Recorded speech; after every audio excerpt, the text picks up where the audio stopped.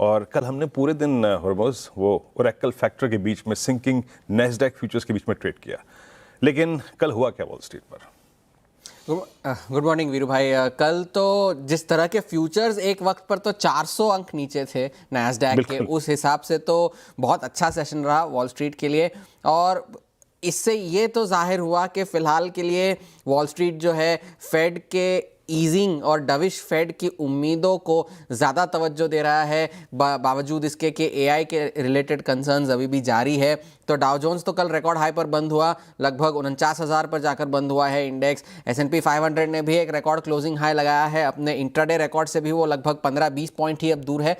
Nasdaq जितने futures नीचे थे उसके मुकाबले तो सेशन अच्छा ही रहा, हाँ लाल निशान में बंद हुए, लेकिन 300 अंक निचले स्तरों से वहाँ पे भी रिकवरी देखने मिली। लेकिन बाजार पर और आऊँ उससे पहले तो प्रधानमंत्री मोदी और डोनाल्ड ट्रंप US के राष्ट्रपति के बीच में कल बातचीत हुई। दोनों ने इस बारे में बात की कि दोनों देशों के बीच में रिश्ते कैसे सुधारे जाए, और राष्ट्रीय और अंतर्राष्ट्रीय जो है मुद्दों पर चर्चा हुई। और साथ ही साथ ये भी कहा गया कि विश्व शांति, स्थिरता और जो है प्रॉस्पेरिटी के लिए दोनों देश मिलकर काम करते रहेंगे। भारत आए हुए US के जो राजदूत हैं सर्जियो गोर, उन्होंने भी ट्वीट किया कि दोनों अच्छे मित्रों के बीच में बातचीत हुई। और प्रधानमंत्री मोदी ने डोनाल्ड ट्रंप में यूक्रेन में शांति बहाल करने के जो एफर्ट्स हैं उनके समर्थन में बातचीत हुई। बाजार पर फिर से आए तो एक चीज़ ऑरेकल, जैसे आप कह रहे थे कि मूड बिगाड़ने वाला काम तो ऑरेकल नहीं किया है। 11% स्टॉक नीचे था कल, और जनवरी के बाद की सबसे बड़ी गिरावट थी। अब ऑरेकल के जो कर्ज है उसे डिफ़ॉल्ट से 5 सालों तक उसे डिफ़ॉल्ट से बचाने के लिए जो कॉस्ट है वो 16 साल के सबसे ऊंचे स्तरों पर है। तो एक क्रेडिट कॉस्ट या क्रेडिट रेटिंग रिलेटेड कंसर्न्स अब ऑरेकल को लेकर आ रहे हैं कि कर्ज उनकी कैसे सर्विसिंग होगी, किस तरह से उनका रेवेन्यू रिकग्निशन होगा। उस वजह से इंट्राडे में तो 15% नीचे था, पर 11% गिरकर बंद हुआ। और एक और आंकड़ा आया जॉबलेस क्लेम्स का। जॉबलेस क्लेम्स के आंकड़ों से बाजार ज़्यादा चलते नहीं है, लेकिन पिछले हफ्ते के मुकाबले बढ़कर ही आए हैं। एक चेतावनी इंटरैक्टिव ब्रोकर्स के जरिए आई है। इंटरैक्टिव ब्रोकर्स ने ये कहा है कि S&P 500 भले ही इसी साल 7,000 के पार निकल जाए सांता रैली की वजह से, लेकिन अगले साल जो है थोड़ा सा दबाव बाजारों पर आ सकता है, क्योंकि 3 साल के बुल मार्केट के बाद कुछ ऐसी रिस्क है जो बाजार इस वक्त इग्नोर कर रहा है। वो रिस्क क्या है? वो रिस्क है AI की ट्रेड अगर अनवाइंड हुई तो उसका क्या होगा, जिसके कंसर्न्स हमें थोड़े थोड़े अब इस वक्त देखने मिल रहे हैं। एक नए फेड चेयर का आना एक रिस्क है, और मिड टर्म इलेक्शंस जो अगले साल होने वाले हैं US में, वो एक बड़ा रिस्क है जो बाजार अभी तक फैक्टर इन करके नहीं चल रहा है। ब्रॉडकॉम के नतीजे अच्छे थे, तो अगर ओरेकल के नतीजे खराब थे तो ब्रॉडकॉम के उतने ही अच्छे थे, अनुमान से बेहतर थे, गाइडेंस भी अच्छी थी, लेकिन शेयर 5% गिरा आफ्टर आवर्स में, क्योंकि ना मैनेजमेंट ने 2026 के लिए कोई गाइडेंस दी है, और उनके जो ऑर्डर्स आउटस्टैंडिंग थे वो ओरेकल के मुकाबले काफ़ी कम थे, जिससे बाजार को निराशा देखने मिली।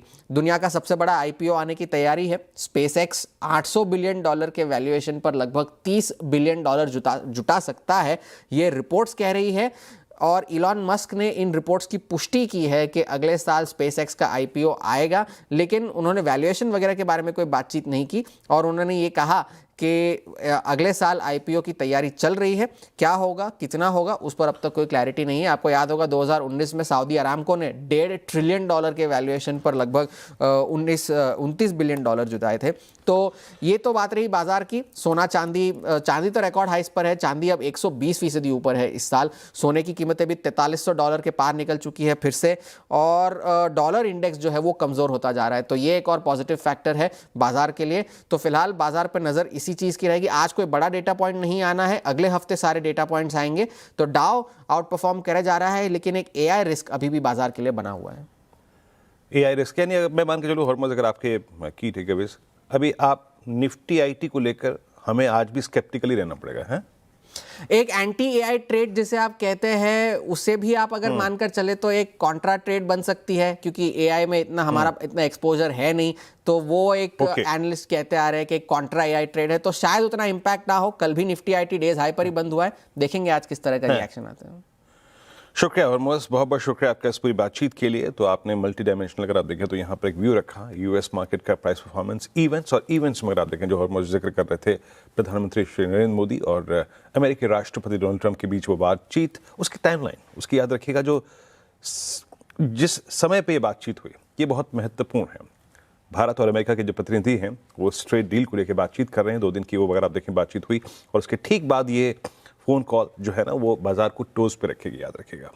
Any breakthrough on deal front, याद रखिएगा, महत्वपूर्ण है ये। खैर, मैं आपको थोड़ा सा यूएस फ्यूचर्स दिखाता हूँ, फिर यूएस की बातचीत को यहाँ पर निपटा के आगे बढ़ेंगे।